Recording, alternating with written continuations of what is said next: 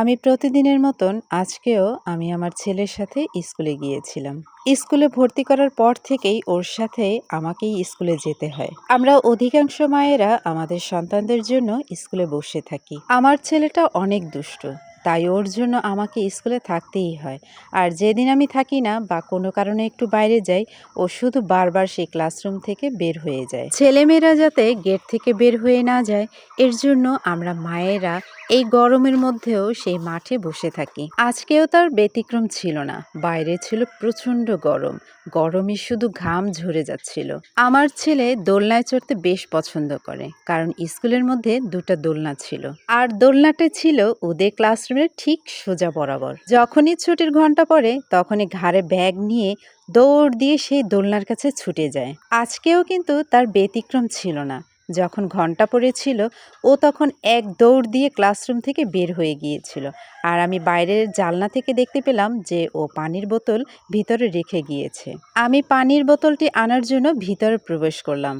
আর ওর ক্লাসের যে ম্যাডাম ছিল, আমি তার সাথে একটু কথা বলছিলাম। ম্যাডামের সাথে আমি ঠিক 2 থেকে 3 মিনিটই কথা বলছিলাম। আমি তো ধরেই নিয়েছিলাম যে আমার ছেলে দোলনাতেই আছে, কারণ আমি ওর কাছে না যাওয়া পর্যন্ত ও দোলনা থেকে নামে না। ম্যাডামের সাথে কথা বলার পর আমি ওদের ক্লাসরুম থেকে বের হয়ে আসি। আমি সাথে সাথে লক্ষ্য করি যে আমার ছেলে দোলনাতে নেই। আমি এদিক ওদিক খোঁজাখুঁজি করি, তো দেখি আমার ছেলে স্কুল বাউন্ডারির ভিতরেই নেই। আমি তখন ভেবেছিলাম আমাদের এলা থেকে যে আরো 5 জন ছেলে মেয়ে স্কুলে আসে, তাদের সাথে হয়তোবা ও বাসায় চলে গিয়েছে।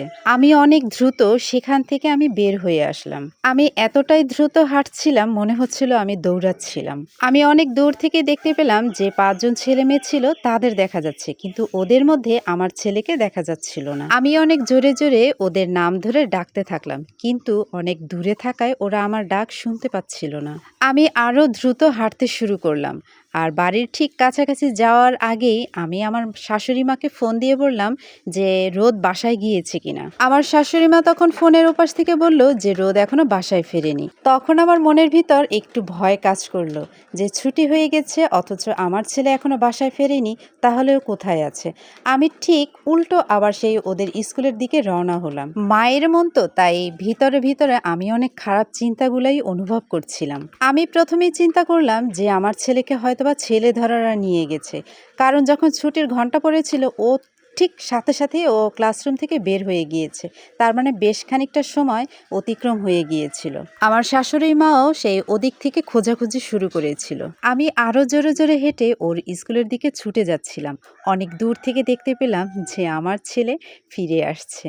আমি দৌড়ে ওর কাছে গিয়ে জিজ্ঞাসা করলাম, বাবা তুমি এত সময় কোথায় ছিলে? ও বলল যে ও স্কুলের ভিতরেই নাকি আমাকে খোঁজাখুঁজি করছিল। এটা কোনো গল্প ছিল না, এটা আমার আর আমার ছেলের জীবনের একটা সত্য কাহিনী।